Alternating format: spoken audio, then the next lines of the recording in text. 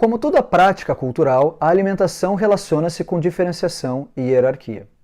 Diferenciação porque as nossas práticas ou escolhas alimentares são indicadores de quem somos e dos grupos culturais com os quais convivemos. E também porque marcam nossas origens comuns e as nossas trocas culturais ao longo do tempo. Pense, por exemplo, na mandioca ou macaxeira, aipim, dependendo da região do Brasil. A mandioca é um tubérculo originário da região dos Andes e da Amazônia. Em muitos lugares do Brasil, a mandioca substitui a batata. A própria batata, aliás, é originária também dos Andes e da Amazônia. Porém, hoje, as batatas fritas são consideradas um prato típico da Bélgica, as mesmas batatas fritas que apareciam no prato da laminuta no primeiro vídeo dessa aula. A Bélgica disputa a invenção das batatas fritas com a França. E toda essa disputa está relacionada com o nome que as batatas fritas recebem em inglês, por exemplo, que é French fries ou fritas francesas. Bom, o interessante disso tudo é que as batatas não existiam na Europa antes da colonização das Américas, assim como as beterrabas. Um historiador francês a esse respeito, Fernand Braudel, relaciona o cultivo de batata e beterraba com tropas napoleônicas. O historiador insinua que os carboidratos e os outros açúcares desses dois tubérculos foram fundamentais para sustentar as grandes guarnições do exército napoleônico. Apenas para dar uma outra ideia, antes da beterraba, da batata ou mesmo do arroz, que por sinal é originário da China, assim como o porco e o bicho da seda, as espécies típicas da região europeia eram papoula e aveia. O que seria da cuisine francesa sem as trocas culturais? As diferenciações, portanto, elas não passam apenas pela origem dos cereais, dos legumes, das frutas ou dos animais domesticados para consumo. Eles passam, sobretudo, pelas maneiras de preparo e as maneiras à mesa. Ao longo do tempo, foram se desenvolvendo maneiras de se apresentar, de sentar para comer, de usar os talheres, de lavar as mãos antes, durante ou depois da refeição.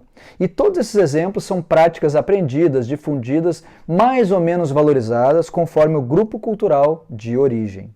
E também de acordo com a categoria social. É no ponto das categorias sociais que a dimensão hierárquica da alimentação vai aparecer com mais facilidade. O que são categorias sociais? São o que comumente chamamos de classe.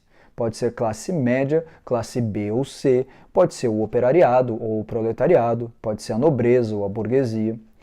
Cada um desses nomes nos remete a um conjunto de pessoas categorizados por critérios sociais, daí o nome categoria social. Os critérios sociais são critérios, étnicos e de parentesco, de localização geográfica, de renda ou de riqueza. Os critérios sociais eles são arbitrários e vêm de fora, geralmente. Diferentemente de critérios culturais, que têm mais sentido para o grupo do que uma classificação externa. Ou, para dizer de maneira mais clara, as categorias sociais são os nomes dados a um conjunto de indivíduos, independentemente desses indivíduos se reconhecerem ou não como membros desse conjunto. É o oposto das categorias e dos critérios sociais, que são fundamentados nas práticas e nos valores. É por isso que falar em comportamentos da classe média é algo vago ou de pouco interesse cultural. Classe média indica, antes de tudo, a dimensão da renda média, ou, no caso do IBGE, da posse de determinados bens de consumo ou da posse de alguma propriedade ou um conjunto de propriedades. A alimentação, ao contrário, tem menos a ver com essas classificações, com essas classes sociais, em particular com a renda, do que com os processos históricos e culturais.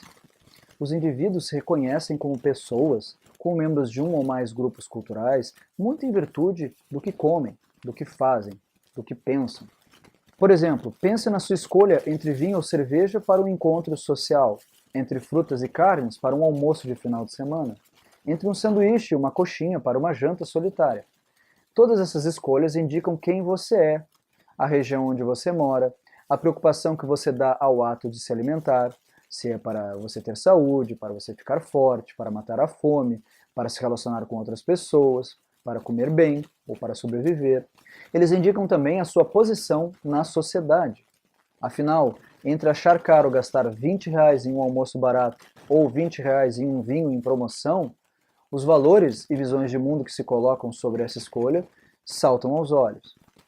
Como sugere Maria Eunice Maciel, as nossas decisões de alimentação vão mais longe do que uma lista de pratos baratos ou caros, que remetem ao pitoresco, ao especial, ao nobre, ao fora do comum. Elas implicam as nossas escolhas em sentidos e experiências de pertencimento. No caso de uma cultura culinária, diz ainda a professora Maria Eunice, nem sempre o prato considerado típico é aquele que é selecionado e escolhido para ser o emblema alimentar da região. Ele pode, sim, representar o modo pelo qual as pessoas querem ser vistas e reconhecidas. Ora, como vimos em nossos vídeos anteriores, o reconhecimento é uma dimensão relacional.